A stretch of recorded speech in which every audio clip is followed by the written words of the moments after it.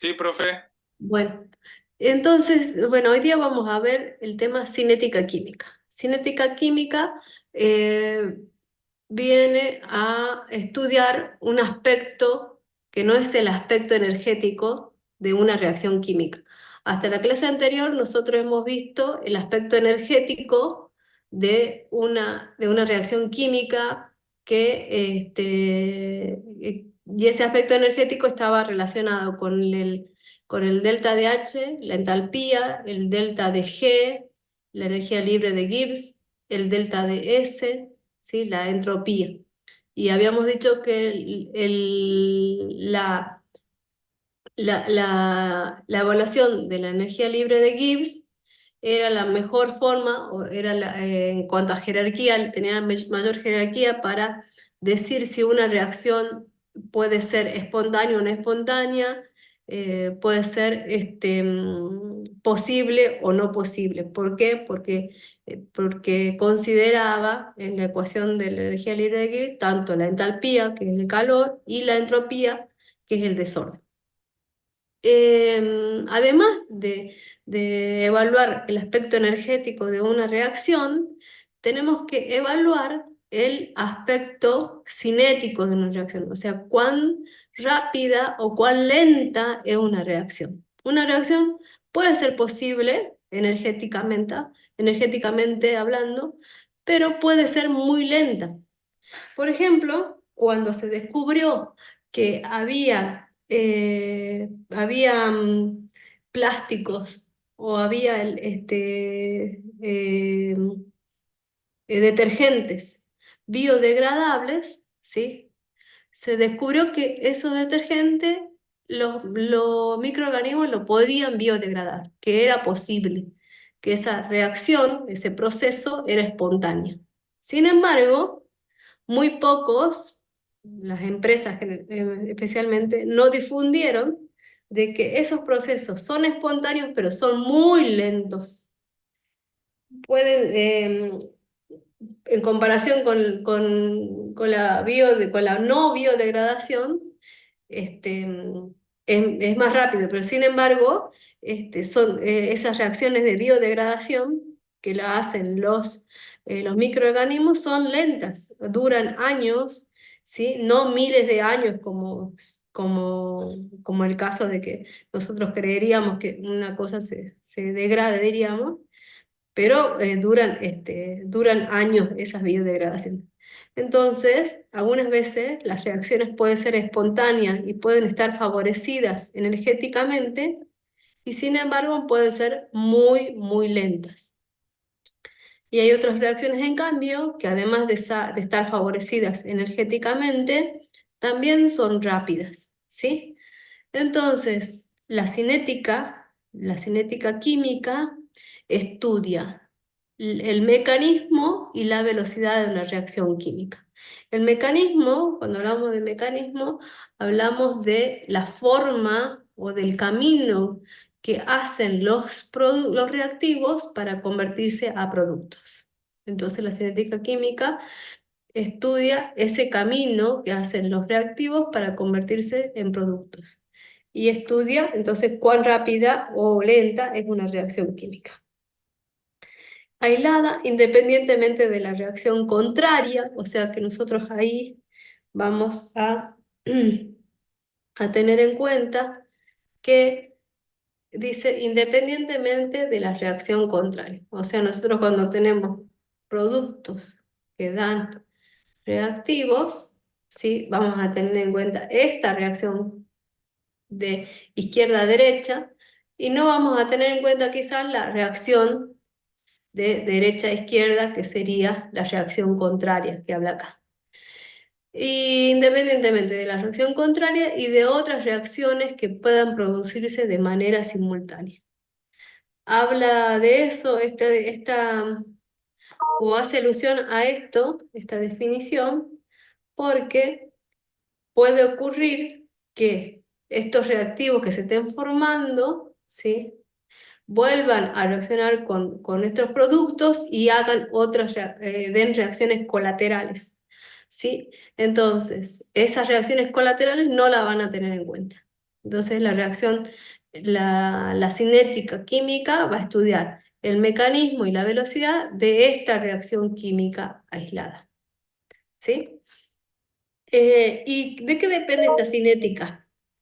Esta rapidez o esta lentitud de la naturaleza de las sustancias reaccionantes. O sea, cuando hablo de la naturaleza, hablo de si está en estado sólido, en gaseoso, líquido, ¿sí?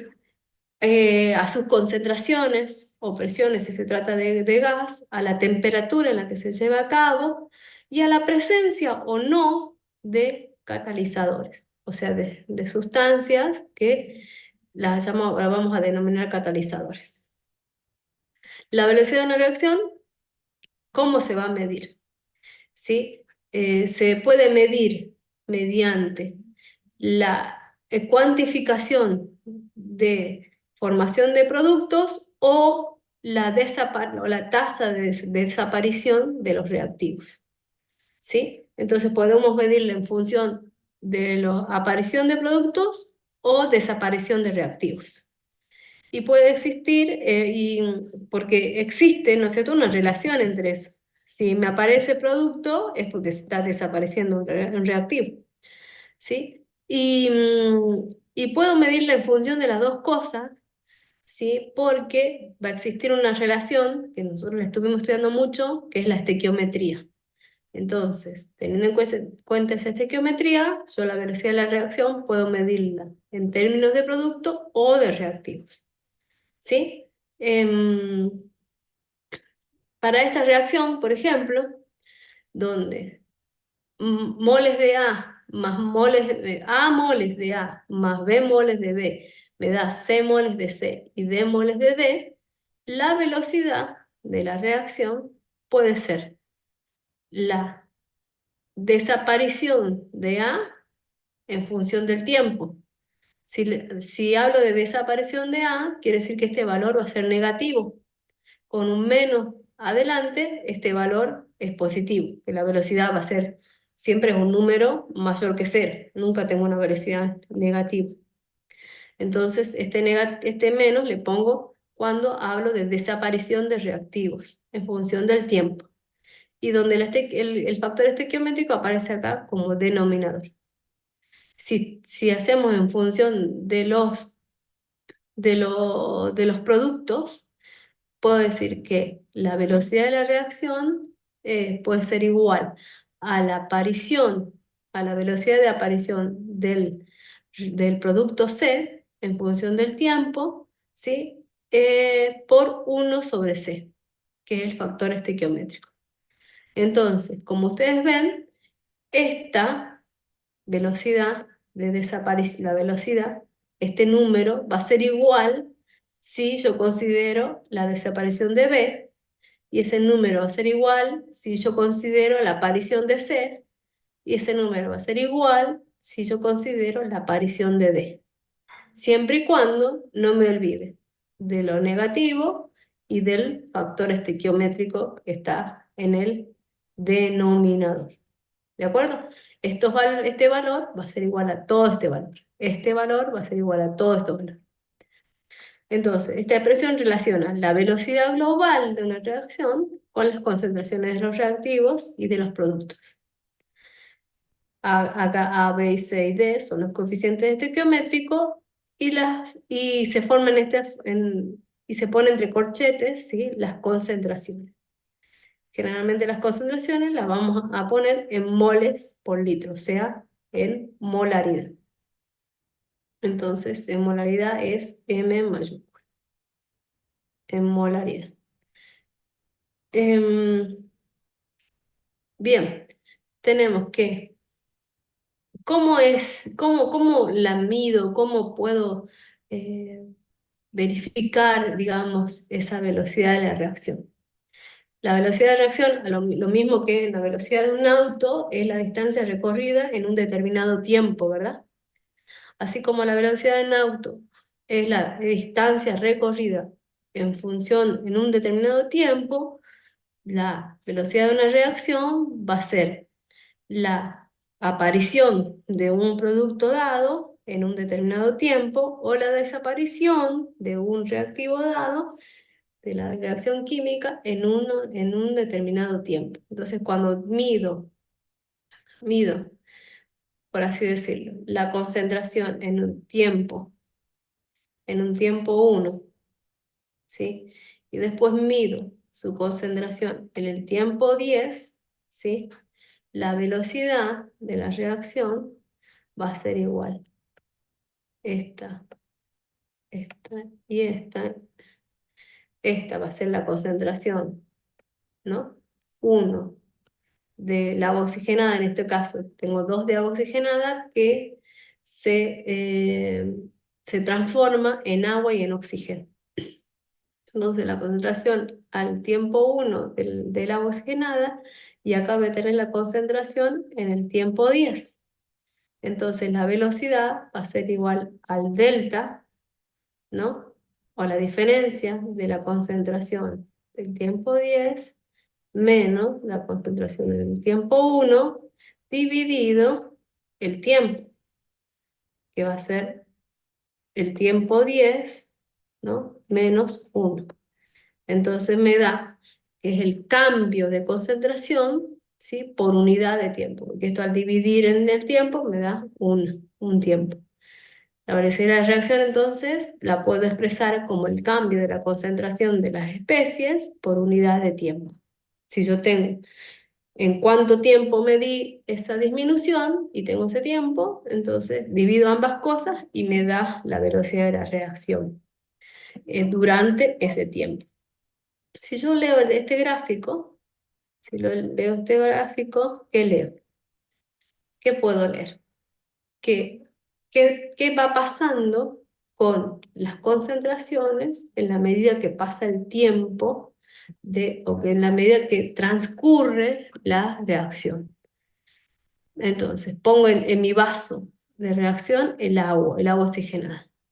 Pongo el agua oxigenada y entonces la reacción va siendo espontánea y el agua oxigenada, como se va a ir convirtiendo en agua y en oxígeno, va a ir disminuyendo.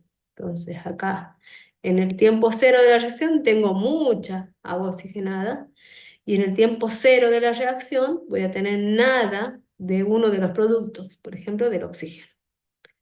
Cuando empieza a aumentar el tiempo, la concentración del oxígeno disminuye, por ejemplo, hasta acá, y a su vez la concentración del oxígeno va a ir aumentando a su velocidad.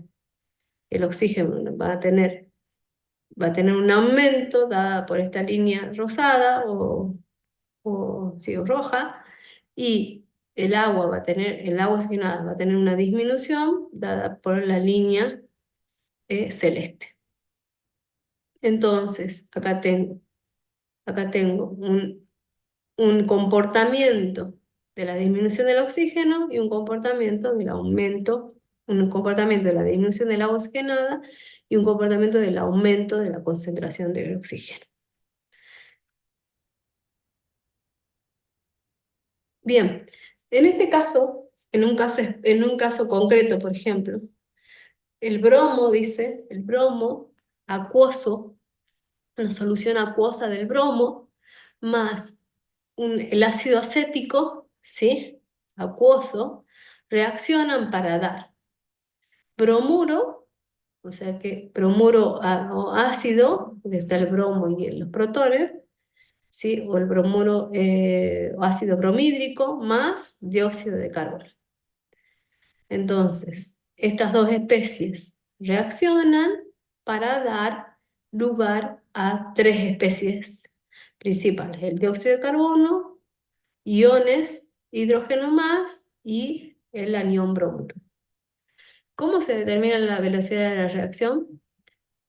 Experimentalmente, yo puedo a cada tiempo, ¿sí?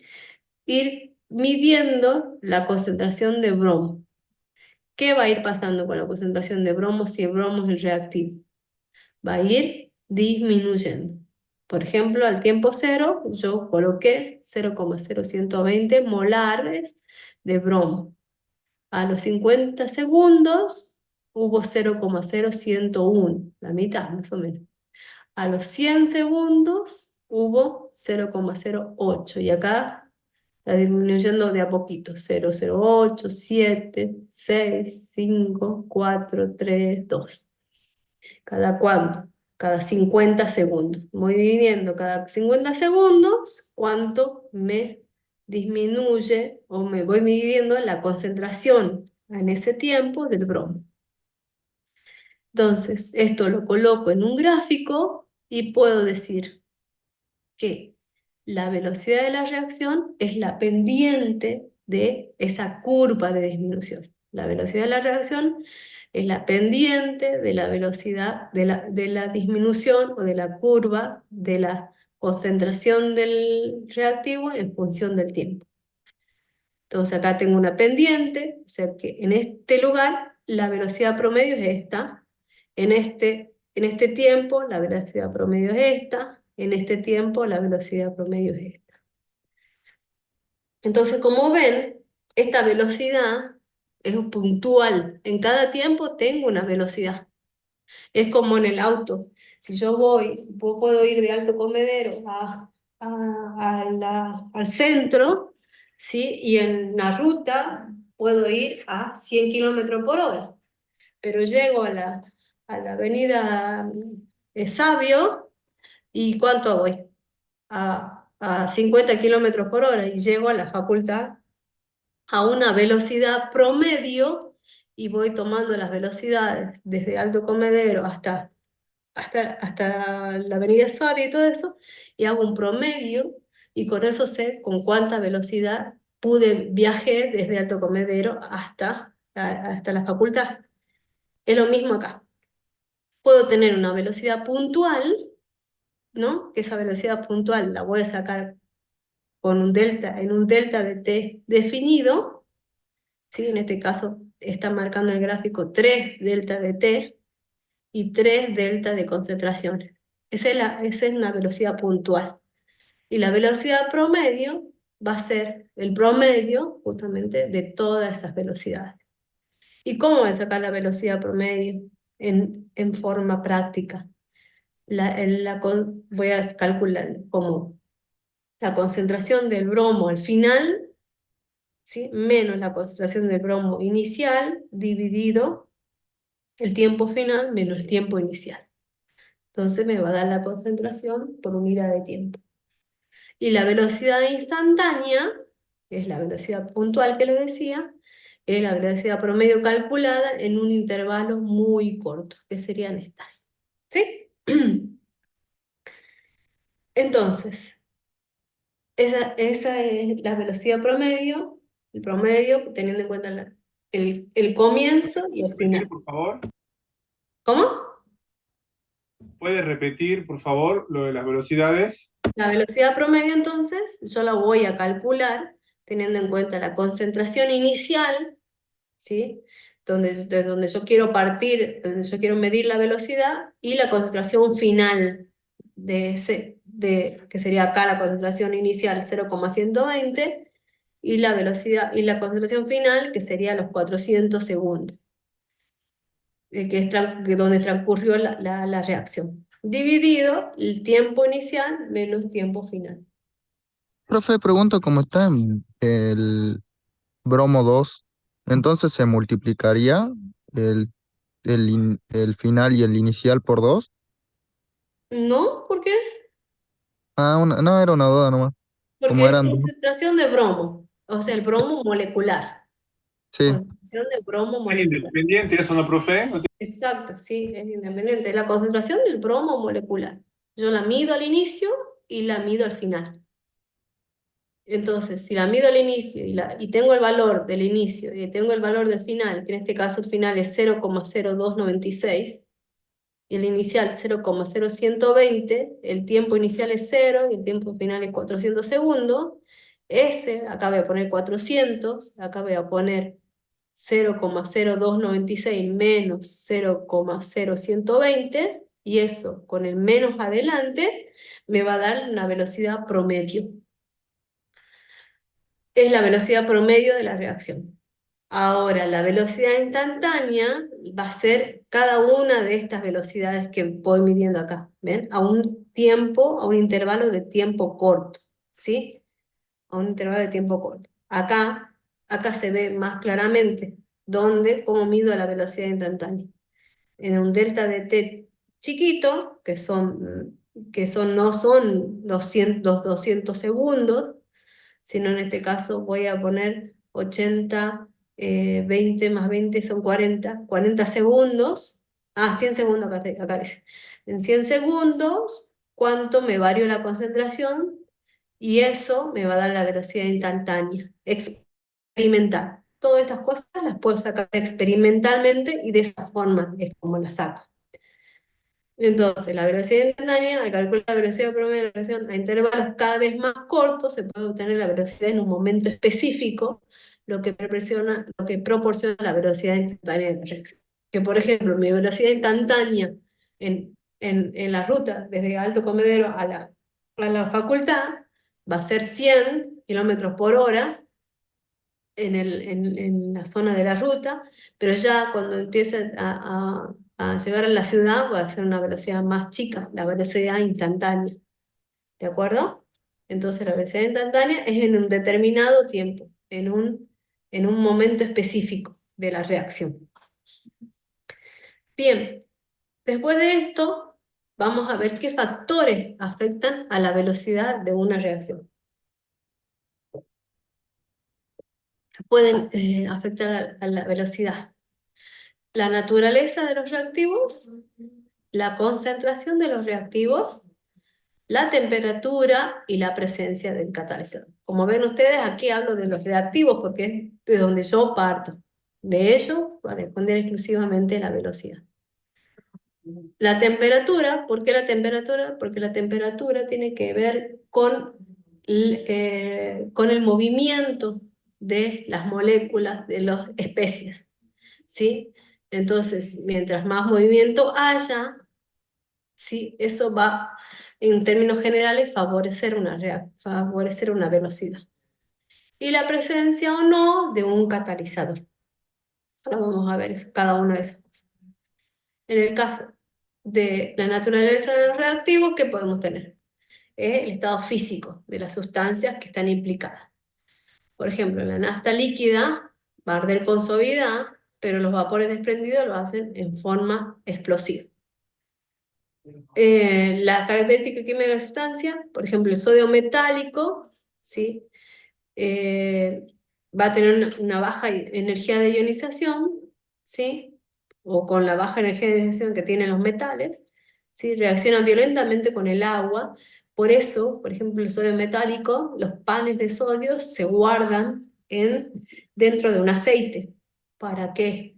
Para que no entre en contacto con el oxígeno, porque si al entrar en contacto con el oxígeno, la reacción es violenta.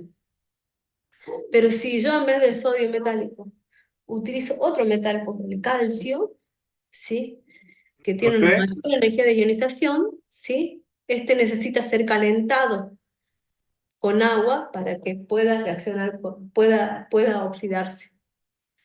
Entonces, como ven, la naturaleza de los reactivos es importante desde el punto de vista de quién se trate y en qué estado físico se encuentre. profe, Sí, son violentas por la velocidad de reacción que tienen, ¿no? Por la liberación de energía rápida, por eso. en ese caso son violentas, veo la energía, pero también, si no fuera violenta y ocurriría al instante, también serían reacciones instantáneas, ¿verdad?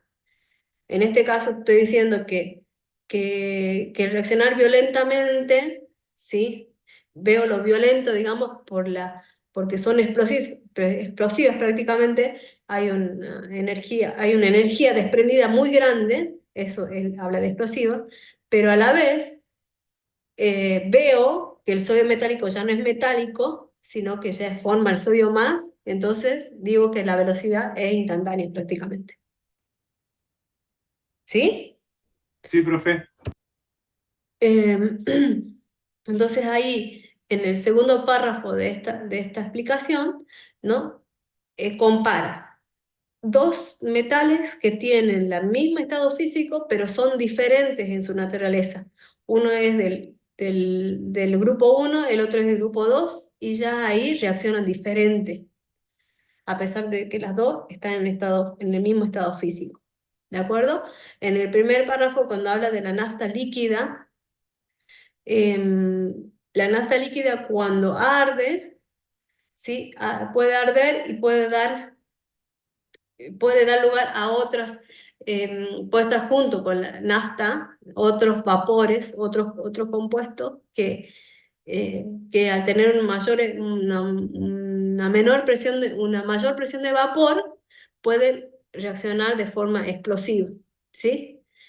Y entonces, en el caso de las reacciones de combustión entre los combustibles líquidos y los combustibles gaseosos, son más favorecidos los combustibles gaseosos. Son más rápidos, diríamos. Y acá, la reacción entre ácidos y bases fuertes, ¿qué pasa? La naturaleza que son fuertes, o sea, la naturaleza química, ¿sí? Hace que la reacción entre esos dos tipos de ácidos, ácido y base fuerte, ¿sí? La reacción sea rápida. Sin embargo, la reacción entre un ácido y una base débil está favorecida energéticamente, se neutralizan también lo mismo que una base y un ácido débil, perdón, una base y un ácido fuerte, pero reaccionan más lentamente, por ejemplo. Entonces, eso es entonces respecto a la naturaleza química y la naturaleza física de los reactivos. Pero también tiene que ver, y este es el último ejemplo, es el grado de subdivisión de sólidos. No es lo mismo tener un trozo de cobre reaccionando que un polvo de cobre reaccionando. ¿Quién va a reaccionar más rápido para ustedes? El polo, profe, porque son, o sea, más espacio ocupado, las partículas son más chiquitas justamente. Entonces, al estar mejor subdivididas, va a ser mejor el contacto con el otro reactivo para reaccionar, ¿verdad? Eso también entonces afecta a la velocidad de la reacción. Em, Nosotros, por ejemplo, en química usamos la granalla de zinc, que reacciona más lentamente que un polvo de zinc, porque si usamos un polvo de zinc, ustedes no ven la reacción. En cambio, con una granalla de zinc se puede llegar a ver la reacción, porque está reaccionando justamente más lento. Después, la otra influencia en la velocidad de la reacción es la concentración de los reactivos. A medida que cambia la concentración de los reactivos a temperatura constante, ¿sí? La velocidad de la reacción cambia. Ahí hay una cosa ¿no? que dice que es importante, que dice acá a temperatura constante. Habíamos dicho de que la velocidad de la reacción tiene varios factores. Si yo quiero verificar que un factor está influyendo en la velocidad de la reacción, yo tengo que ir variando uno de los factores y los otros permanecer constantes. Después varío otro factor y los otros permanezco constantes. Porque si no, si yo varío todo de una sola vuelta, nunca voy a saber cuál de las variaciones tuvo efecto en mi velocidad. Por eso dice acá, a medida que cambia la concentración de los reactivos a temperatura constante, la velocidad de reacción cambia. ¿Y cómo cambia? Y la forma en cómo cambia me va a decir la ley de velocidad. ¿Qué es la ley de la velocidad? Es una expresión. Es una de las expresiones de la velocidad con la que yo puedo trabajar. Describe la manera en que la velocidad de una reacción depende de la concentración. ¿Sí? Entonces, cuando les pregunten a ustedes, ¿cómo es que la velocidad de la reacción depende de la concentración de los reactivos? Bueno, depende de la concentración de los reactivos según la ley de velocidad. La ley de la velocidad relaciona la concentración con la velocidad. ¿Y cómo expreso cómo es la expresión de esa ley de velocidad? Tengo que tener primero y principal la reacción. Entonces, expresa la relación de la velocidad de una reacción con la constante, con una constante que se llama constante específica de velocidad y la concentración de los reactivos. Y se eleva a sus respectivos órdenes de reacción. Órdenes de reacción. Entonces, para la reacción que veníamos viendo, A moles de A más B moles de B, que da C moles de C más D moles de D, la velocidad, la ley de velocidad va a tener la siguiente forma. La velocidad de la reacción la puedo expresar como igual a la constante específica de la velocidad por la concentración del reactivo A elevado a un número X por B elevado a un número Y, por la concentración de B elevado a un número Y. Como ven, este Y y este X se llama órdenes de reacción.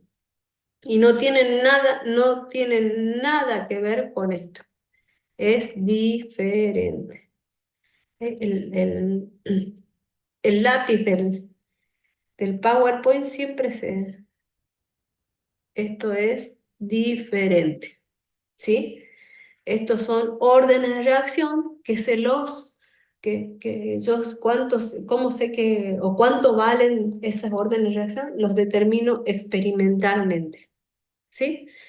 El X e Y son números que se determinan experimentalmente. Y en general, ese X y ese Y no son iguales a los coeficientes de estequiometría. Los exponentes y X especifican las relaciones entonces de la ¿Profe? constante. Sí, Ahí le mandé, perdón que interrumpa, le mandé solicitud para grabar la clase. sí, ahí te la acepté. Entonces, la velocidad de la reacción, sí, Recording in progress. en la velocidad de la reacción en función de la concentración de los reactivos, la expreso en la ley de velocidad.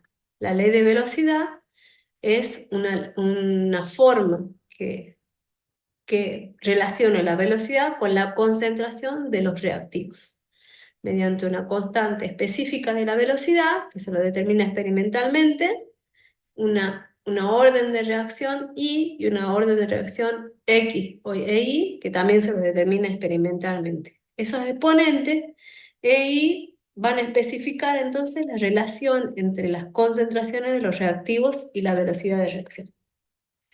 Ese órdenes de reacción, ese orden de reacción, esa I va a ser una orden de reacción respecto a A, al reactivo A. El X, perdón, el X de acá, que ya no se lo ve por... El X, este X, va a ser el orden de reacción del reactivo A. El B va a ser el orden de reacción respecto del reactivo B. Y la suma de los órdenes de reacción me va a dar igual al orden global de la reacción. ¿Sí? Bien, entonces recuerden que una vez que se conocen los órdenes de reacción, los datos experimentales deben usarse para determinar el valor de K de la reacción en condiciones adecuadas. El valor que se determina corresponde a la reacción específica representada por la ecuación balanceada. Las unidades de K van a depender del orden global de la reacción. Porque este valor de K, ¿por qué digo eso?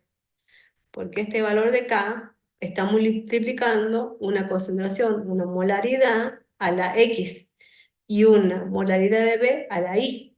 O sea que K debe tener unidades de velocidad, moles por segundo, por ejemplo, molaridad por segundo, porque es concentración sobre tiempo, ¿no? Y a la vez tiene que poderse simplificar, digamos, con el exponencial este de A y de B, para que en definitiva la velocidad siempre me dé valores de concentración sobre tiempo.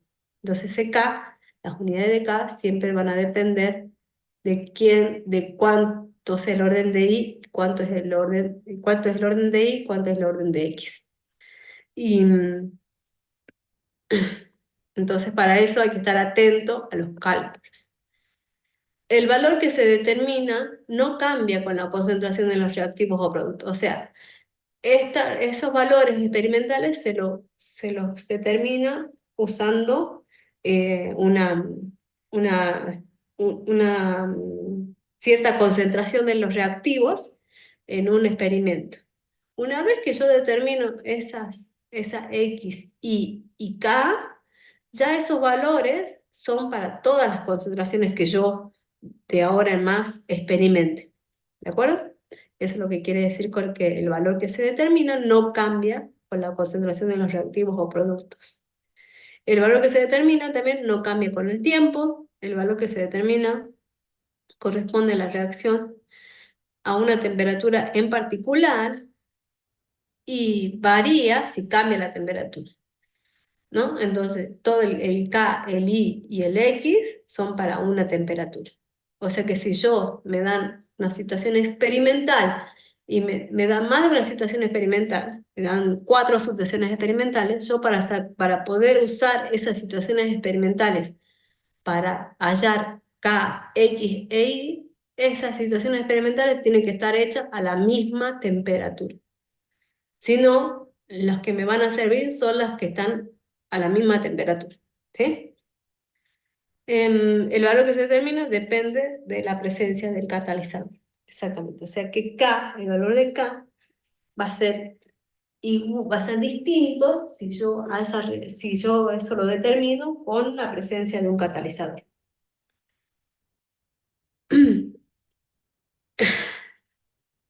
Bien, ahora, una vez que tenemos la ley de velocidad, la forma en que vimos la ley de velocidad que relaciona todas las concentraciones de los reactivos de la reacción que yo determine, que yo planteé.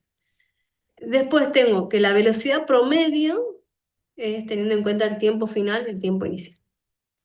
Después tengo que la velocidad instantánea es a un determinado tiempo. Yo para la velocidad instantánea generalmente se utiliza este valor.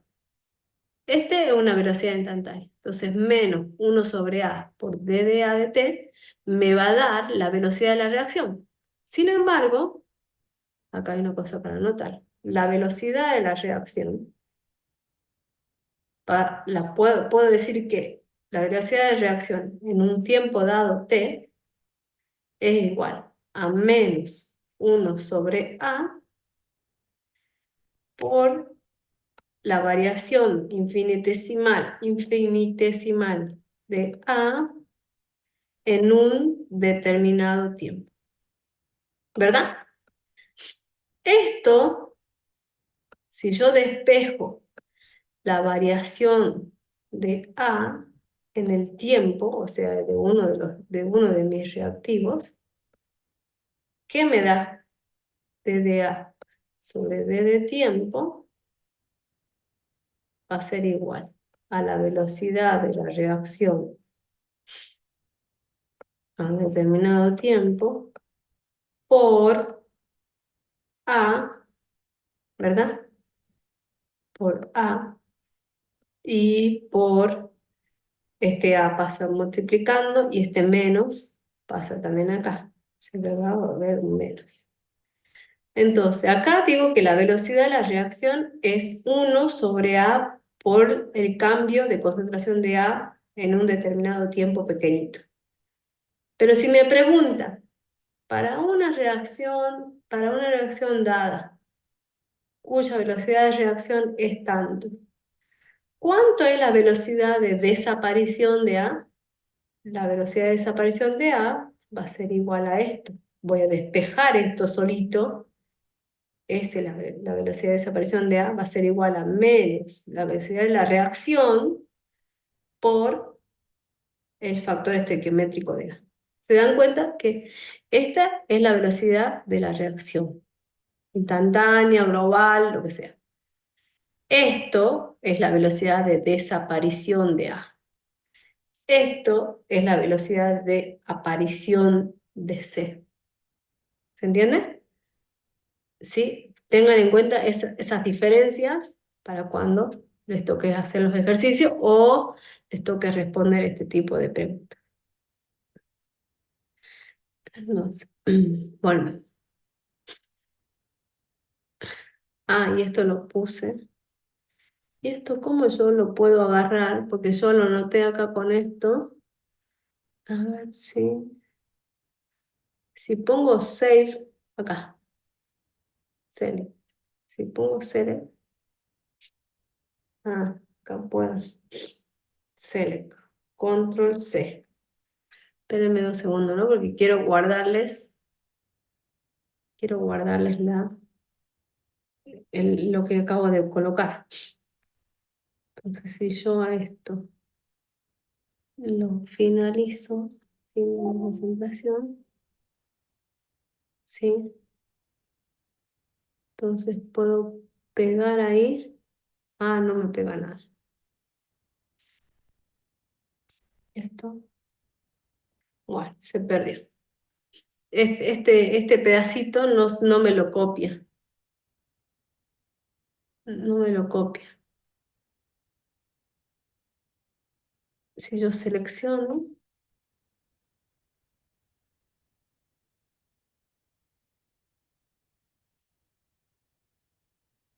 y hago control C, tampoco no, no me lo copia. Bueno, entonces conviene hacer esto. Entonces acá tengo que tener en cuenta que la velocidad, ¿sí? Por A, por menos A, va a ser igual a menos a menos no, de la concentración de A sobre la variación del tiempo.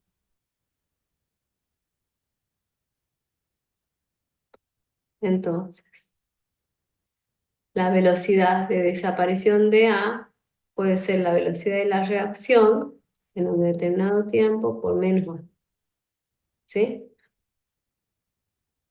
Esta es la velocidad de la reacción a un determinado tiempo. ¿De acuerdo? Ahora sí.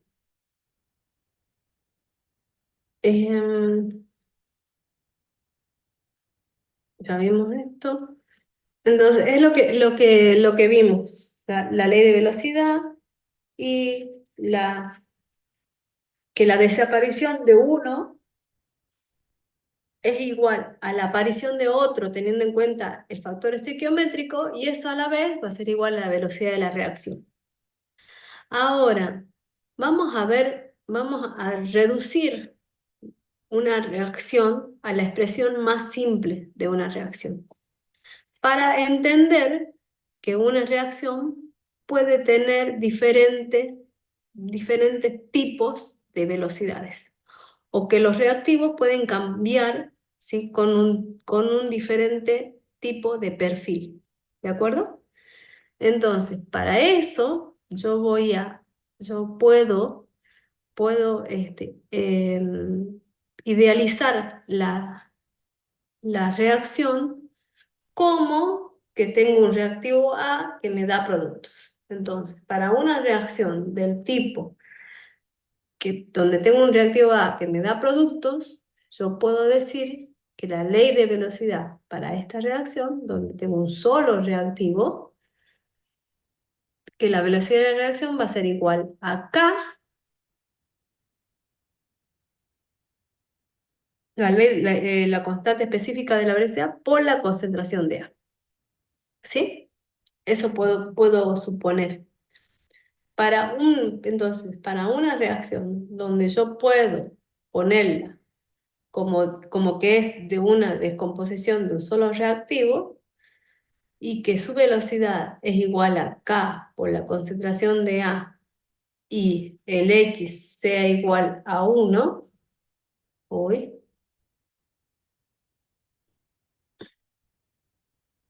el X sea igual a 1,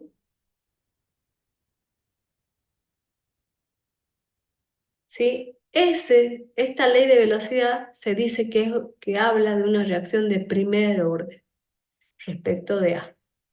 Entonces, si la ley de velocidad es esta, y sé que la desaparición de A es menos d de A sobre d de t, y no hay ningún coeficiente estequiométrico, acá no hay un A, por ejemplo, hay un 1 acá, entonces tengo esta expresión, es válida. La velocidad de la reacción en función de A es menos d de A sobre d de t, y a la vez la velocidad de la reacción es k por A a la 1. Entonces pongo esas dos expresiones a igualar, y de ahí yo lo que hago es despejar variación de A. Me interesa saber cómo varía A con el tiempo. Entonces, despejo la variación de A. ¿Cómo despejo? Matemáticamente. Matemáticamente, d de A sobre d de t es un diferencial. Para los chicos que hicieron análisis, lo saben. Para los chicos que no lo hicieron, no. Es un diferencial. Es una diferencia pequeñísima, infinitesimal, de A con el tiempo. Esto lo resuelvo y me queda esto resolviendo, ¿sí? Para resolver esta diferencial tengo que integrarla, ¿no? Tengo que usar integrales desde el tiempo cero hasta el tiempo en que yo quiero determinar la velocidad, tiempo t, y me queda que el logaritmo natural de la concentración a un tiempo t, ¿sí? Va a ser igual el logaritmo natural de esa concentración. Ay, qué molesto. Tiempo t. Ahí está. El logaritmo natural de la concentración de A en el tiempo t es igual al logaritmo natural de la concentración de A en el tiempo inicial de la reacción, por eso dice supra cero, menos K por t, o sea, en ese tiempo t. Entonces, esto, logaritmo natural de A, igual al logaritmo natural de A0 menos KT, esto es una recta, me da acá un valor y igual a x igual a b menos a por x. ¿Sí? O podemos escribirla de la siguiente forma, que la concentración de A es igual a la concentración de A en el tiempo cero por E a la menos K por T.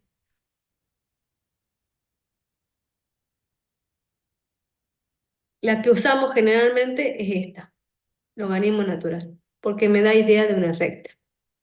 Entonces, para la descomposición de un solo reactivo en productos, y considerando que la concentración, que el X es igual a 1, o sea que esto es primer orden, ¿sí? Puedo llegar a la siguiente expresión de la concentración, de la variación de la concentración de A en función del tiempo.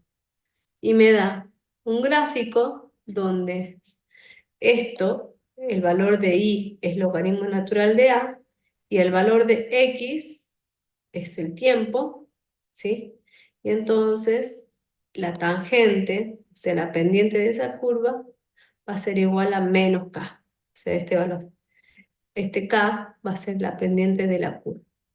Entonces me va a decir, si esta tangente es pronunciada, la concentración de A, ¿no? Me va a dar así, más o menos así, ¿no? El A, sí, va a variar muy, muy rápidamente. Si la pendiente es más grande, ¿sí?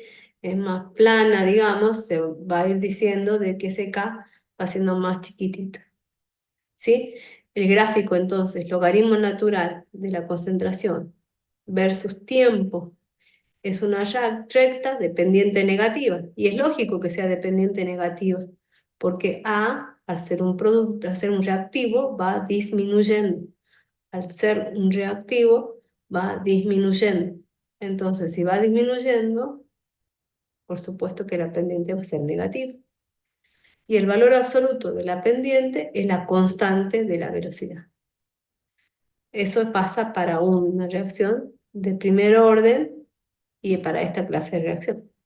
¿Qué pasa en una reacción donde de nuevo tengo A que da productos? O sea, de nuevo, A que da productos. De nuevo una reacción A que da productos. Pero la ley de velocidad en este caso es igual a la constante por la concentración de A, pero supongo que el X es al cuadrado, que el X es un 2. Cuando X es un 2, quiero decir que la reacción es de segundo orden respecto a. Entonces me queda K igual a A por A al cuadrado, y esto va a ser igual a la variación, a la desaparición de A en función de la temperatura, con el menos adelante, y esto va a ser igual a la velocidad de la reacción. De nuevo, tengo que resolver esto para saber cómo varía la concentración de A, en este caso, para este tipo de orden de reacción. Voy despejando A, aplicando integral, y me queda finalmente que la concentración de A, 1 sobre la concentración de A determinado tiempo, pues es igual a menos K por T, más 1 sobre la concentración de al tiempo C. Y eso, ¿qué me dice? Si esto es y esto es X, quiere decir que Y es 1 sobre A sobre T. Y X es tiempo. K es la pendiente, pero ahora es positivo. Y 1 sobre A va a ser lo que corte al eje de las Y, 1 sobre A0. O sea que si yo sé que mi reacción es de orden 2 respecto de A, dibujo esto, dibujo los valores de A en función del tiempo, y puedo saber quién es 1 sobre A0 y puedo saber la pendiente. ¿Sí? Ahora, ¿qué pasa si la reacción es de orden 0? ¿Qué significa esto? Que para esa reacción A que da producto, B, la velocidad, es igual a K por A a la 0. Cuando un número es elevado a la 0, ese número es 1. Entonces, acá me queda K por 1. K por 1.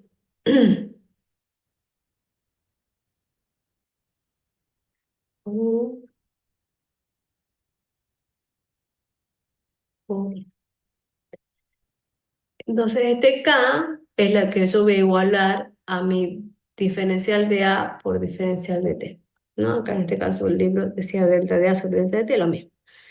Entonces, de nuevo, eso quiere decir que la variación de A con el tiempo es una constante. Entonces, si esto yo lo despejo, esto yo lo trabajo matemáticamente, llego a esto, que A es igual a A0 menos K por T. Entonces, quiere decir que la concentración de A es igual a la concentración de A al inicio menos K por T.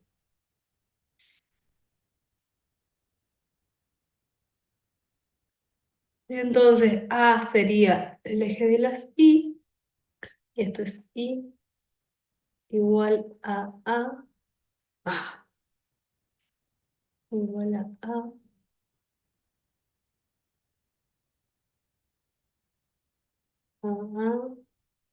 más B por X. Pucha. Sí. El marcador de más B, ¿ves? Más B, B, B, por X. ¿Sí? Por X. Qué bárbaro. Más B por X. Entonces, A, esta chiquita es A0, es el comienzo, y tiene una pendiente negativa porque es menos K, ¿sí? La pendiente o slope, y menos K por tiempo. El tiempo es la X, ¿sí? Ahora, cuando ese tiempo en el que yo quiero determinar la concentración, un tiempo T, yo quiero determinar su concentración, ¿verdad? Y ese tiempo que yo quiero determinar la concentración se denomina tiempo medio. Estoy diciendo de que estoy hablando de la vida media, o sea, el tiempo en que este reactivo llega a la mitad de su concentración. T medio es igual al tiempo para cuando A sea igual a la concentración de A al inicio dividido 2, o sea, disminuye a la mitad.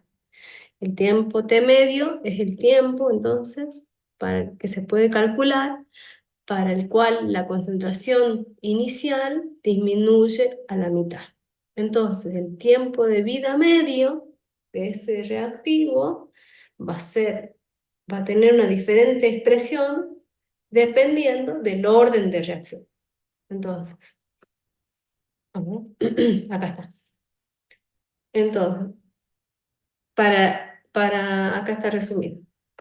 Para una reacción A que da productos, ¿sí? La reacción puede ser de orden 0, 1, 2. Si es de orden 0, la ley de velocidad tiene esta expresión y la relación de la concentración de A con el tiempo tiene esta expresión.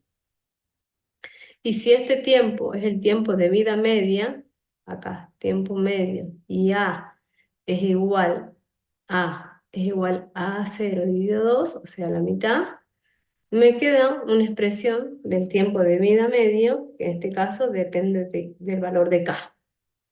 Para un orden de reacción 1, ¿sí? La ley de velocidad es esta. La relación de la concentración de A con el tiempo es esta, y si yo reemplazo tiempo de vida media y logaritmo natural de A por A0 dividido 2, resolviendo me queda que el tiempo de vida media para el caso de una reacción de primer orden siempre es 0,693 dividido la constante de la velocidad específica. Cuando es de orden 2, la expresión de la ley de velocidad es esta, y la relación de A con el tiempo es 1 sobre A igual a K por T más 1 sobre A0. Si a esto lo reemplazo por el tiempo de vida media y A por A0 dividido 2, entonces me queda que el tiempo de vida media para una reacción de orden 2 es 1 sobre constelación de A0 por K. ¿Sí? Y tengo diferentes gráficos que dependiendo de qué grafiquen me van a dar una recta. En el orden 0 tengo que graficar A, ¿sí? En función del tiempo. En el orden 1 me conviene graficar el logaritmo natural de cada una de las concentraciones en función del tiempo. Y tengo una recta dependiente negativa. Para orden 2 me conviene dibujar 1 sobre A, 1 sobre la concentración de A diferentes tiempos, ¿no? Y T el tiempo abajo. Me va a quedar una pendiente, pero con signo positivo, entonces va a ir para arriba. Este con signo negativo y este con signo negativo. ¿De acuerdo? Este gráfico les conviene utilizar cuando hagan los problemas, así se van acostumbrando a esas formas de expresión. Em, bueno, acá ya el tiempo de vida media, ahí les expliqué directamente en el gráfico, ¿sí? Que es el tiempo, entonces, que relaciona la concentración y el tiempo, ¿no? Es el tiempo en que la concentración de uno de los reactivos disminuye a la mitad de su concentración inicial. Y estas son las formas de expresarlo. Ahora bien, esa velocidad de reacción dijimos que depende, entonces ya vimos la concentración y ahora vamos a ver en función de la temperatura. Para saber por qué la velocidad depende de la temperatura, se postula una teoría que es la teoría de las colisiones. De acuerdo a esta teoría, una reacción se lleva a cabo cuando las moléculas, átomos o iones, depende de quién sea el reactivo, chocan con la energía suficiente, ¿sí? Y esa energía es llamada energía de activación, chocan con la energía suficiente, que es la energía de activación, la mínima cantidad de energía cinética promedio, proporcional a la temperatura absoluta, durante la ruptura de enlaces para la formación de nuevos enlaces que se requieren para iniciar una reacción química. O sea que, de acuerdo a esta teoría, la teoría de las colisiones dice que cuando una reacción se lleva a cabo, cuando las moléculas y átomos iones chocan con energía cinética, chocan con la energía suficiente, llamada energía de activación. Esa energía de activación va a ser la mínima cantidad de energía cinética promedio proporcional a la temperatura absoluta, durante la cual, ¿no? La energía, ¿sí? Que se presenta durante la ruptura de enlaces para la formación de nuevos enlaces que se requiere para iniciar una reacción química. Cuando las moléculas chocan, ¿sí? Chocan entre ellas para poderse pasar de reactivos a productos, forman un complejo que se llama complejo activado. ¿Por qué es activado? Porque tiene, a comparación de la cantidad de energía de reactivos y productos, más energía que cada uno de estos, de cada uno de ellos. Entonces, chocan y forman un complejo activado, que es una especie formada temporalmente, ¿no? Por las moléculas de reactivos como resultado de las colisiones antes de formar el producto.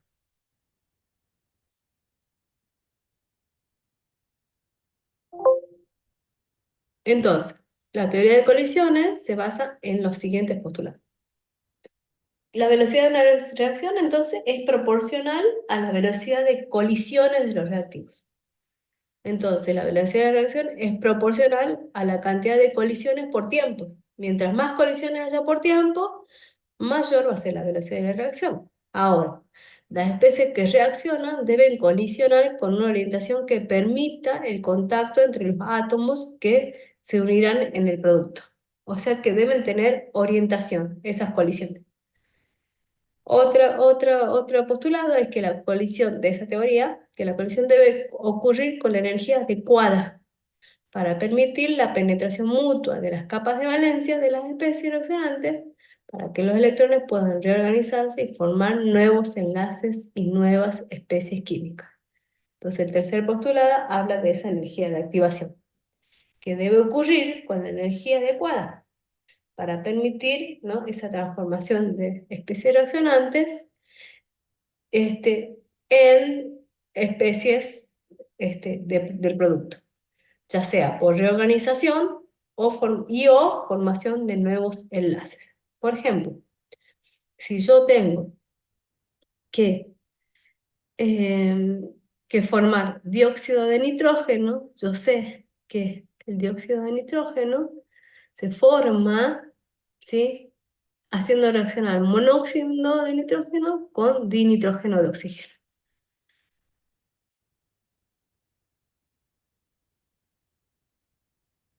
Entonces, los reactivos, que está acá el NO y el N2O, ¿sí? Pueden chocar, pero ese choque tiene que tener una orientación efectiva, una orientación que permita que la colisión sea efectiva, ¿sí? Se lleven una reacción tal que se lleven en una dirección tal que cuando choquen, ¿sí?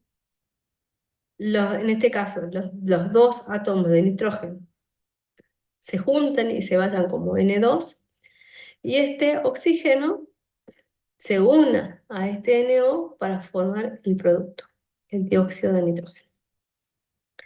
Entonces, tengo los reactivos, tengo que la colisión deben ser muchas y deben ser orientadas para que la reacción ocurra. ¿De acuerdo? Deben ser orientadas y deben ocurrir con la energía adecuada para permitir que la penetración mutua de las capas de valencia de la especie resonante, ¿sí?, se puedan reorganizar y o formar nuevos enlaces. ¿Mm? Entonces, esta teoría de la velocidad de reacción, que establece que los reactivos pasan por un estado de transición, acá en este caso nos hablaba que en esta parte de la teoría de colisiones, nos dice que las especies reaccionantes, ¿sí?, pueden reorganizarse y formar nuevos enlaces. En ese momento en que están reorganizando y formando nuevos enlaces, se está llevando a cabo, o estamos en presencia del complejo activado. Ese complejo activado, ¿sí?, o estado de transición, tiene alta energía por un periodo corto de tiempo, antes de convertirse en producto. Entonces, cuando estos átomos pasan del estado de transición a las moléculas de producto, se va a desprender energía. En la reacción se produce un desprendimiento neto de energía mayor a la energía de activación, ¿sí?, y regresa a los alrededores y la reacción es exotérmica. Si en la reacción hay una absorción neta de energía, se libera una cantidad de energía menor a la energía de activación. Cuando el estado de transición se convierte en un producto, la reacción es endotérmica. ¿Qué es esto? ¿Qué es esto? Eso que acabo de decir recién está en estos gráficos. Cuando los reactivos, ¿sí?, colisionan y colisionan de forma efectiva, y muchas de esas colisiones colisionan de forma efectiva, hay un complejo activado. Ese complejo activado, ¿sí?, después cambia de energía, y cuando va cambiando de energía, ese complejo activado ya se convierte o se está convirtiendo en productos. Y la energía de ese producto puede ser menor que la energía de activación, ¿no? O puede estar por debajo, ¿no?, muy por debajo de la energía de activación. Y entonces el cambio de energía, ¿ven?, respecto de los reactivos, es menor que cero. ¿Sí? Esta es una reacción exotérmica. Si en cambio los reactivos, una vez que forman el complejo activado, la energía del producto asociado es mayor que la energía de los reactivos, el delta de H es mayor que cero. Entonces, es una reacción endotérmica que requiere calor para llevarse a cabo. O que decir, que requiere calor para llevarse a cabo. Entonces, esta es una forma, ¿no?, de saber si una reacción es exotérmica o endotérmica, haciendo la cinética de la reacción y sabiendo cuál es la energía de ese complejo activado que se forma. Si yo sé el reactivo y sé de dónde parto, sé el reactivo. Sé qué complejo activado se forma y qué producto se forma, yo puedo saber si es exotérmica o endotérmica. ¿De acuerdo? Ahora, cuando decíamos que es necesario que estos reactivos se encuentren, estén en movimiento, colisionen entre sí, y esas colisiones sean efectivas, yo estoy contando el cuento, ¿no?, o estoy describiendo el camino que están siguiendo esos reactivos para convertirse en productos. Esa secuencia de pasos, ¿sí? De colisiones que van a ir pasando y van a formar quizás otras especies antes que los productos mismos de la reacción, se llaman secuencias de pasos elementales que conducen a la formación del producto. Esos pasos elementales o reacciones elementales es una serie de reacciones sencillas que representan el avance de la reacción global a nivel molecular. Entonces, si un paso de un mecanismo de reacción es mucho más lento, si uno de esos pasos, ¿no?, de ese mecanismo de reacción que se proponga es mucho más lento que el resto de esas reacciones moleculares o esas reacciones elementales, el paso que determina la velocidad va a ser esa reacción lenta. ¿Sí? ¿De acuerdo? Si yo una reacción para pasar de A a B, A se tiene que transformar a chiquita, y A chiquita, a B chiquita, B chiquita, a, a R grande, no sé. Esa serie de pasos elementales, si uno de ellos es más lento, es porque ese paso va a determinar la velocidad de la reacción. Es como el reactivo limitante, ¿no? El reactivo limitante es el que determina cuánto producto se va a formar. En este caso, la reacción más lenta va a ser la limitante, va a ser la que determine la velocidad de la reacción total. Si yo voy a 100 kilómetros por hora, me voy hasta la facultad y adelante mío hay un auto que está a 70 kilómetros por hora, en ese momento, ¿a cuánto voy a ir yo? ¿Cuánto va a ser mi velocidad?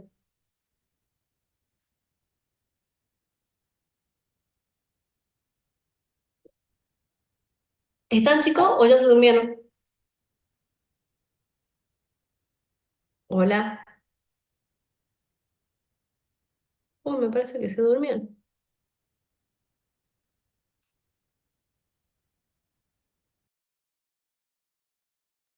Hola. ¿Están despiertos? Hay alguien que me contestó, ¿eh? Profe, ¿me escucha? 70. Sí, 70 kilómetros por hora, Sergio. Así es. Eso es lo que necesitamos. Entonces, ese auto lento va a determinar la velocidad a la que yo vaya. Aunque yo vaya rápido, ese me va a determinar la velocidad. Sí, ¿qué me querías decir?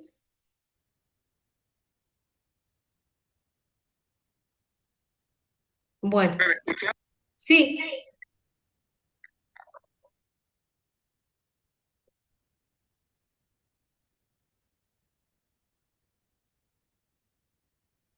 No, nada, profe, ya con delay. Ok. Bueno, ya seguimos y ya terminamos. A ver, me queda poquito. Así que esta parte es como un poco tediosa, pero importante. Entonces, les decía que en el mecanismo de la reacción, entonces el mecanismo de reacción va a ser un conjunto de secuencia de pasos elementales, un conjunto de pasos elementales, de reacciones elementales que suceden para que esos reactivos se vuelvan productos. Los intermedios o los intermediarios son especies que aparecen en los pasos intermediarios, pero no en la ecuación global balanceada. O sea, estas especies que se llaman intermediarios son necesarias para que el reactivo se convierta a producto. Pero esos pasos intermedios y esas especies intermediarias así como aparecen, van a desaparecer. Y al final no se van a encontrar en la reacción, en la ecuación geométrica de la reacción que yo estoy estudiando. Después tenemos la molecularidad de una reacción, que es el número de moléculas que reaccionan en un paso elemental. En vez de decir coeficiente estequiométrico, vamos a decir molecularidad. Eso se dice en un paso elemental. por ejemplo, una reacción unimolecular, un paso elemental en el que solo participa una molécula, ¿no? Si la molecularidad es única, yo voy a decir que es una reacción unimolecular. ¿De acuerdo? Veamos en este caso. En este caso tengo que el yodo, ¿sí? Se obtiene yodo, los cristales de yodo, por ejemplo, a partir de yoduro de hidrógeno, ¿sí? Con la siguiente reacción. 2 de yoduro de hidrógeno más agua oxigenada, que me da agua más yodo. Esa reacción, ¿sí? Tiene los siguientes pasos elementales.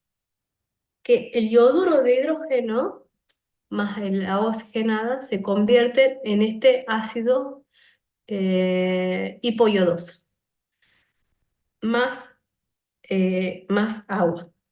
Ahora, ese ácido hipoyodoso después reacciona con el resto de yoduro de hidrógeno y ahí se convierte en yodo más agua.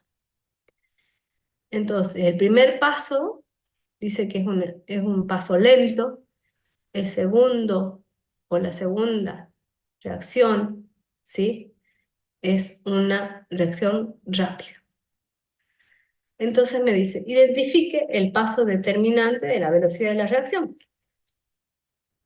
Entonces, ¿qué estoy viendo yo? Que los dos reactivos se reaccionan para dar primero este producto, que no es ni yodo ni agua, es otro, más agua. O sea que acá sí está apareciendo el agua. Y a la vez este producto, que no es ni yodo ni agua, reacciona de nuevo con uno de los reactivos y se forma así el producto. Entonces, al ser esta la etapa lenta, la etapa lenta, va a ser la primera, va a ser la que determine la velocidad de la reacción. La ley de velocidad para esa reacción, ¿a qué va a ser igual? Va a ser igual, la ley de velocidad está en función de las concentraciones de los reactivos. ¿Y quiénes son los reactivos? El yoduro de hidrógeno y la oxigenada. Así que no tengo que mirar ninguna de estas dos reacciones, solamente la reacción principal. Entonces B va a ser la velocidad igual a K por la concentración por el yoduro de hidrógeno. Y acá puedo poner el yoduro de hidrógeno en realidad a la X por agua oxigenada a la Y, ¿no? Estos aquí, ahí hay que corregir. Ahí yo la expresión de la velocidad va a ser esto por Y, y no sé, y por agua oxigenada a la X. En el punto C me dice identifique el intermediario del mecanismo de reacción. Intermediario es entonces una especie que se forma y que luego desaparece.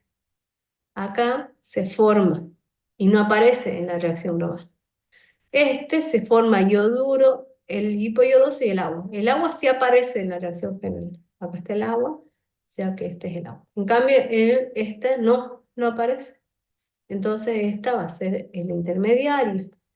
Y este intermedio también acá está desapareciendo, o sea que está cumpliendo con lo que es un intermediario. Entonces el intermediario es el yoduro de hidrógeno, que no está ni en los reactivos ni en los productos en la reacción global. Y D, determine la molecularidad para cada etapa elemental. En esta etapa elemental, en la primera, es una molécula de yoduro de hidrógeno y una molécula de agua oxigenada. O sea que la molecularidad va a ser 2. En el otro caso, el yoduro de hidrógeno más el ácido del yodo, perdón, el hipoyodoso, 1 y 1, o sea que la molecularidad va a ser 2. O sea, la molecularidad de ambas reacciones elementales es 2. Y bien, si seguimos hablando del perfil de la reacción o del mecanismo de la reacción, ¿sí? Podemos preguntarnos cuántos intermediarios se forman en la reacción de reactivos que da productos, cuántos estados de transición hay, ¿Cuál es el paso? ¿Cuál es el más rápido? ¿Cuál es el más lento? Y si la reacción es exotérmica y endotérmica o endotérmica.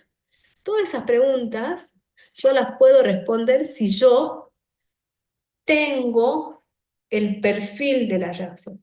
El perfil de la reacción va a ser el gráfico que se obtenga de colocar la energía en cada uno de los pasos versus el tiempo de reacción.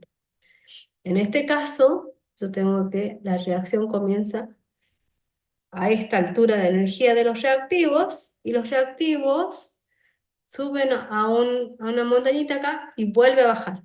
O sea que acá, entonces me está formando, voy acá, vuelve a bajar. Entonces acá baja, y entonces esto es un primer producto.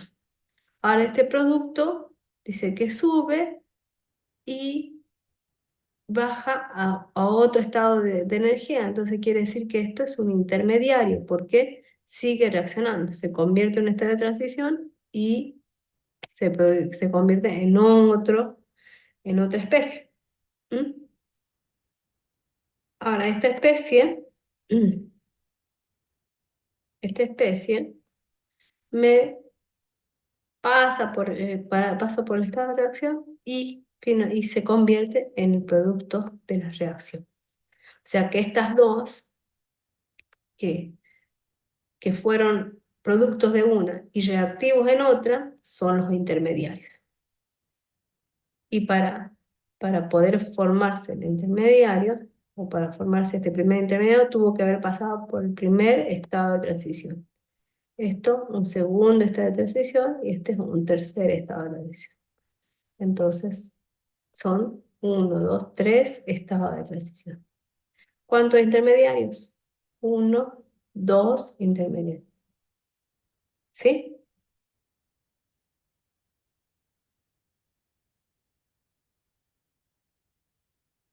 Vamos a poner bien. Estado de transición 3. ¿Y quién de estos es el paso más rápido? Dice. El paso más rápido va a ser el que tenga menor energía de activación. El paso más rápido es el que tenga menor energía de activación, porque va a tener que subir hasta un poquito solamente para convertirse en un producto o en un intermediario. Entonces, ¿quién de esto es de menor energía de activación? Va a ser esto. O sea que la etapa 1, esta es la etapa 1, esta es la etapa 2 y esta es la etapa 3. Entonces la etapa 1 es la que tiene menos energía de activación, entonces este va a ser el paso más rápido. Y el más lento, ¿quién será el más lento? Al parecer es este el más lento. El paso 2 va a ser más lento, o sea que la velocidad va a estar dada por la lentitud o por la velocidad de la etapa 2. ¿Sí? Y hay otra cosa que me está diciendo este gráfico es, si yo veo con celeste, trazo acá R y trazo P, me está diciendo que R tiene más energía que P. O sea que P está con menos energía. O sea que estoy yendo de un reactivo más energético a un producto menos energético. Entonces, esta es la energía del producto, que va a ser más chica que la energía del reactivo. Entonces, esta reacción va a ser exotérmica, porque el cambio de energía, este cambio de energía, es, es- es de los productos menos E de los reactivos, E de los productos menos E de los reactivos, va a ser un valor negativo.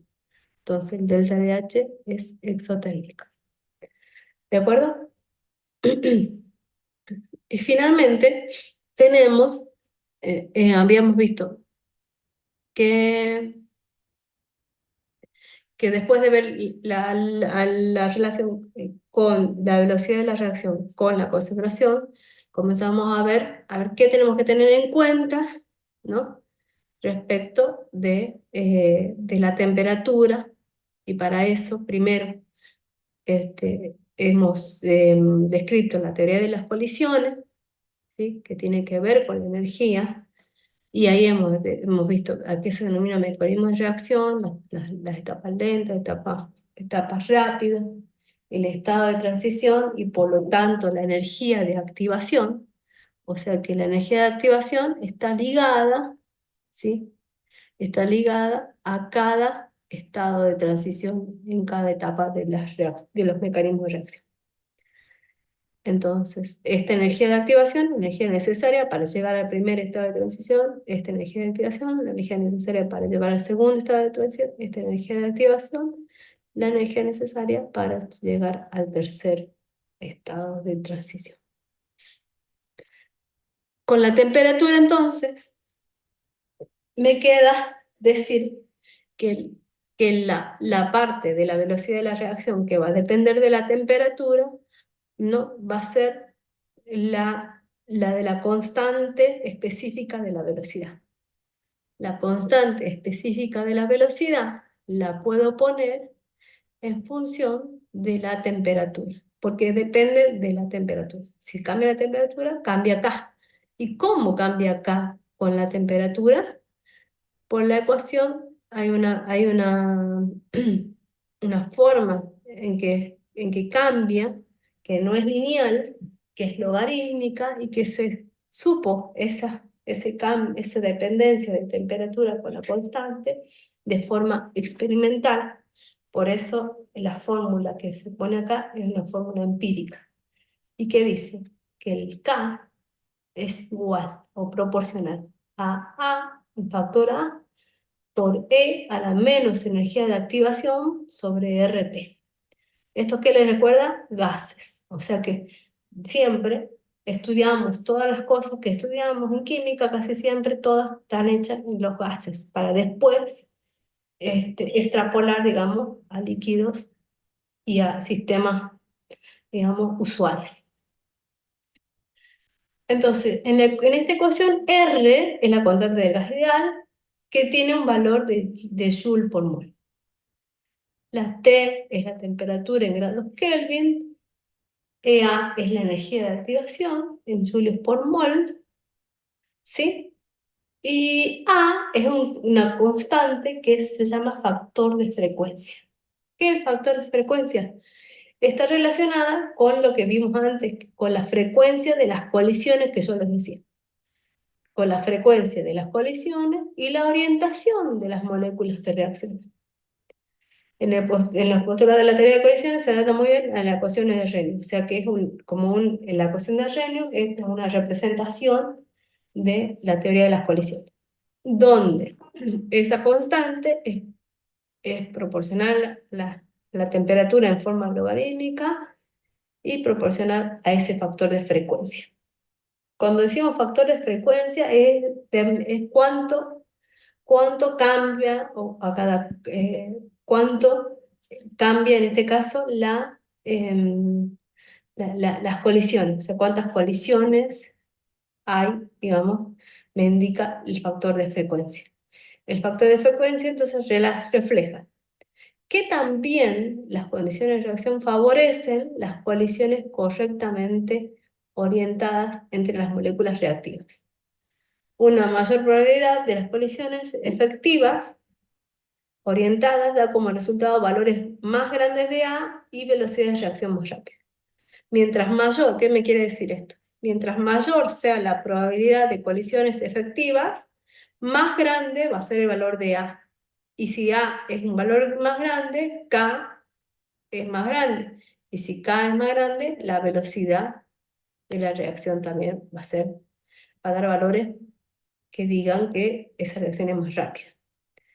El término exponencial, que es a la menos A sobre R por T, describe entonces el efecto de la energía de activación sobre la velocidad de la reacción. Entonces, según la teoría cinética molecular, ¿sí? la temperatura de la materia es una medida de energía cinética, ¿se acuerdan? De la energía cinética promedio de sus átomos o moléculas constituyentes. Entonces, la distribución de energías entre las moléculas que componen una muestra de materia a cualquier temperatura, ¿sí? Se va a describir por este grafiquito, que lo habíamos visto en otras ocasiones. Al gráfico de la distribución de la energía, ¿sí? De la energía cinética de las especies en estado gaseoso. Si esta distribución, ¿sí? Esta distribución la puedo obtener en T1, en tiempo 2, en T2, perdón, a temperatura mayor, voy a tener más, acá tengo poquitas con esta energía, acá tengo más con más energía. Entonces, quiere decir que el factor A va a ser entonces dependiente de la probabilidad, ¿no? Como dice acá, de la probabilidad, ay,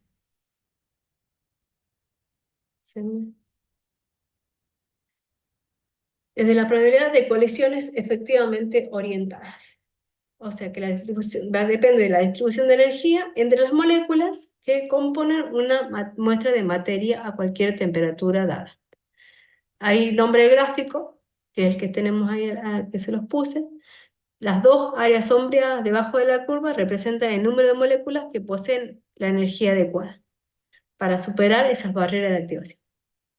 Una energía de activación más baja, eso es re importante, una energía de activación más baja da como resultado mayor fracción de moléculas adecuadamente energizadas y por lo tanto una reacción más rápida. ¿Sí? Mientras la energía de activación sea más baja, mayor va a ser la fracción de moléculas que lleguen a tener esa energía. Entonces, ¿y eso cuándo va a pasar? Cuando aumente la temperatura. O sea que a medida que aumenta la temperatura, aumenta la fracción de moléculas que van a tener la energía de activación. Y si hay más moléculas que van a tener esa energía de activación, va a haber más reactivos que se convierten a producto y entonces la velocidad de la reacción va a ser más rápida. Ese término exponencial entonces también describe el efecto de la temperatura sobre la velocidad de la reacción. Bueno, es lo que les decía, una temperatura más alta, entonces representa una fracción correspondientemente mayor de moléculas que poseen suficiente energía RT para superar esa barrera de activación. Esto produce un valor mayor para la constante de velocidad y una velocidad de reacción correspondientemente más rápida, que es lo que les acabo de decir. Si esto, en la ecuación de Reynolds, yo la puedo poner para dos temperaturas, voy a encontrar que el logaritmo natural de las constantes específicas de velocidad va a ser igual a la energía de activación sobre R por 1 sobre T2 menos 1 sobre T1. La temperatura en grados Kelvin. Y ahí puedo decir que esto es para dos temperaturas en las cuales la energía de activación se considera más o menos igual.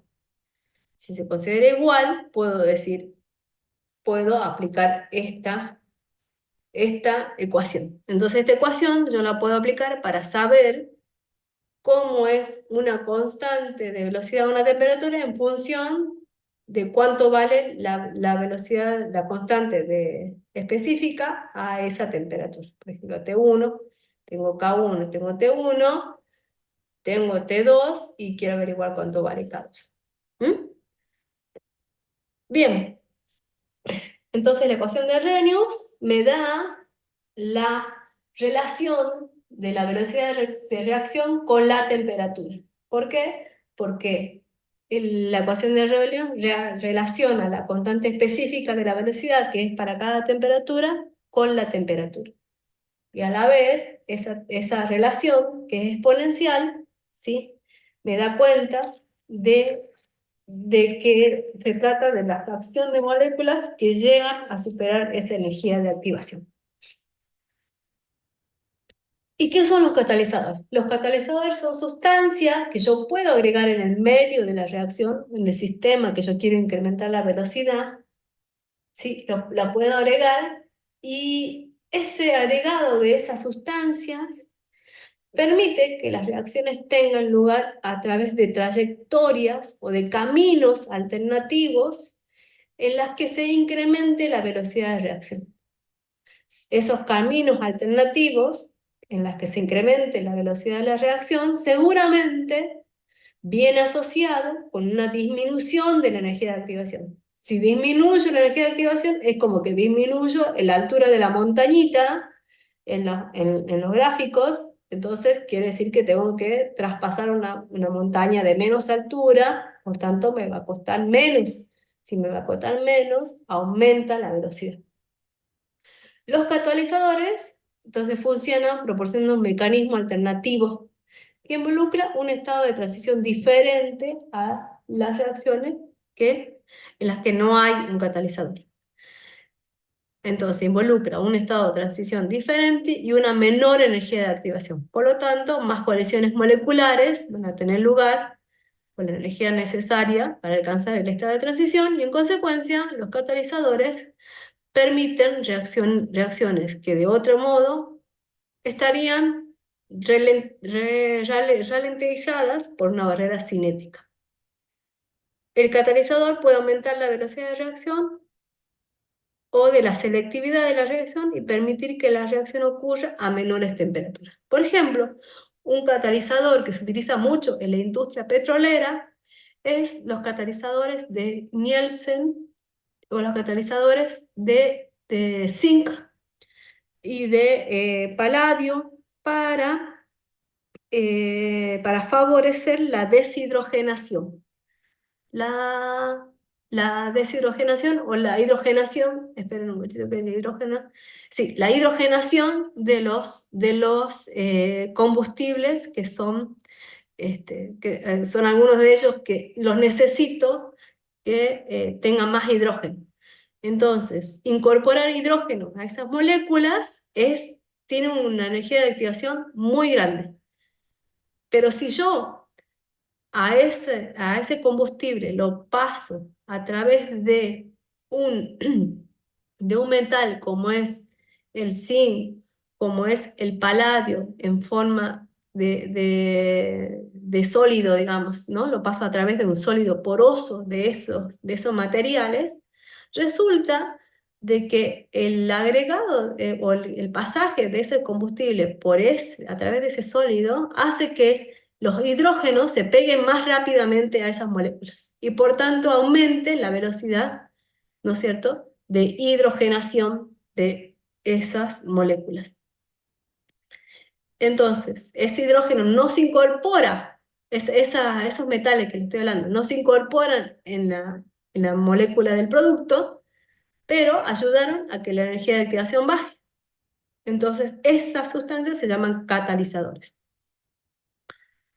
Entonces, acá tengo un perfil de energía potencial o energía versus transcurso de la reacción, en una reacción exotérmica y una endotérmica, y acá veo qué pasa si la reacción normal, que es la roja, yo le agrego, ¿sí?, o al revés. La reacción normal es la verde, perdón, la reacción normal es la verde, reacción no catalizada, y le agrego un catalizador. Entonces, esa energía de activación bajó de este valor a ese valor EA de la curva roja. Entonces, como disminuye la energía de activación, ¿sí?, aumenta la velocidad de esta reacción exotérmica. Lo mismo pasa si tengo una reacción endotérmica, donde la curva verde es la reacción normal, entonces la energía de activación siempre es de los reactivos hacia el complejo activado, ¿no? Fíjese de dónde mido, desde la energía de reactivo hasta el complejo activado. Acá está mi reactivo. Mido desde acá, ¿sí?, desde aquí, hasta el verde y tengo esa energía de activación. Esa. Y con un, con un catalizador, ahora mido esta energía de activación más chiquita. Y se me produce, se me sigue produciendo el mismo producto que antes y la energía del producto no cambia. O sea, la energía, la reacción no catalizada es endotérmica y la reacción catalizada sigue siendo endotérmica, pero ocurre más rápido. Lo mismo acá. Esta reacción, la verde, es exotérmica, le aumento un catalizador, disminuye la energía de activación, pero sigue siendo exotérmica. Eso, la energía de la reacción global no cambia, solamente cambia la velocidad. ¿Entiendo? ¿Entendido? Y entonces, este catalizador puede estar puede tener el mismo estado de agregación que los reactivos o distinto. Cuando el estado de agregación es el mismo, hablo de una catálisis homogénea. Todos están en el mismo estado de agregación. Si el catalizador tiene un diferente estado de agregación, quiere decir que estoy ante la presencia de una catálisis heterogénea.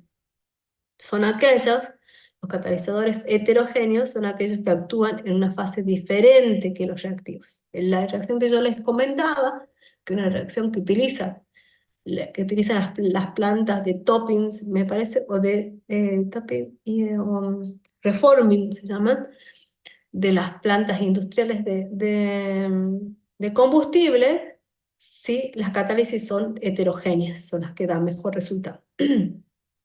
Porque no tengo necesidad después de separar el catalizador de los reactivos, digamos, o del producto. Entonces, los catalizadores heterogéneos son aquellos que actúan en una fase diferente de los reactivos. La mayoría de los catalizadores heterogéneos son sólidos que actúan sobre sustratos en una mezcla de reacción líquida o gaseosa y se conocen diversos mecanismos para las reacciones en superficies. Depende de cómo se lleva a cabo la adsorción. Claro, esto habla específicamente de sólidos con líquidos o sólidos con gaseosos.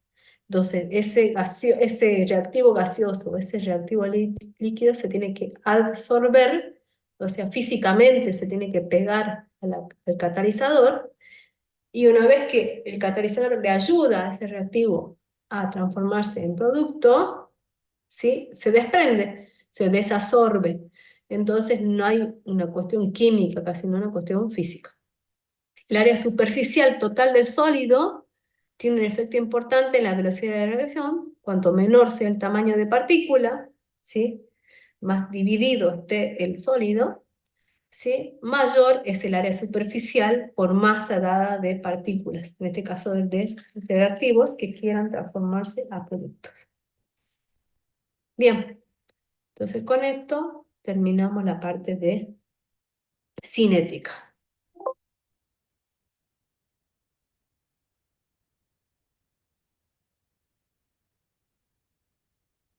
Creo que alguien está hablando, pero no se le escucha bien.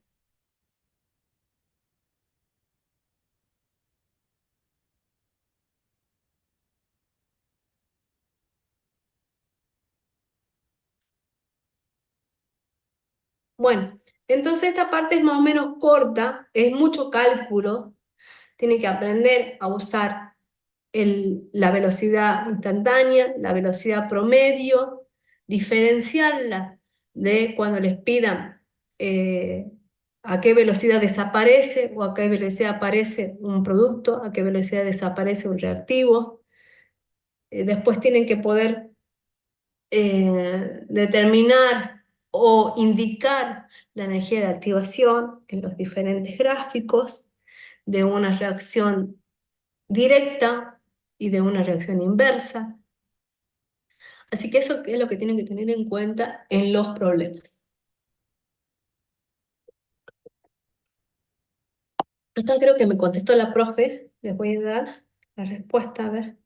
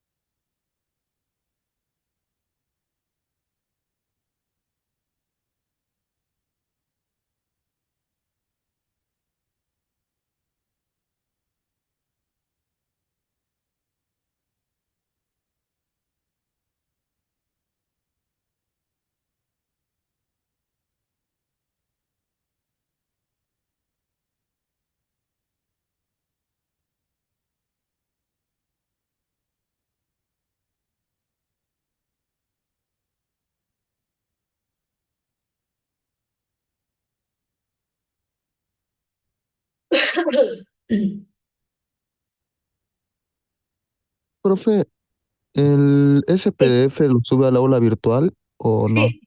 Sí, ahora yo voy a subir al aula virtual tanto este como el de anterior, termodinámica, Ah, bueno, y va a estar en el aula virtual. De todas maneras, se lo sigo mandando a los chicos que tenía ahí como yo como contacto, ¿sí? A ver, ¿qué me quedó en el tintero? No, creo que ya les voy a explicar todo, inclusive lo de... Ay,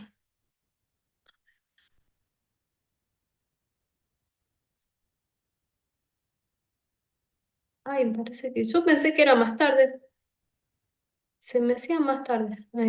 Cinética, yo el año pasado también había hecho un apunte para los chicos de la práctica. Velocidad promedio, velocidad instantánea, concentración de los reactivos, el cuadrito ese que es re importante. ¿Pasa para el 3 de junio? Sí, Ah, bueno, bueno, muchas gracias. bueno.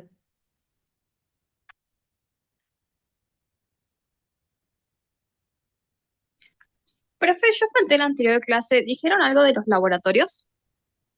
Se atrasaron los laboratorios, Ah, bueno, muchas así gracias. que estate atenta a lo que diga a lo que diga en el aula, ¿sí? Sí, gracias. Bueno, listo.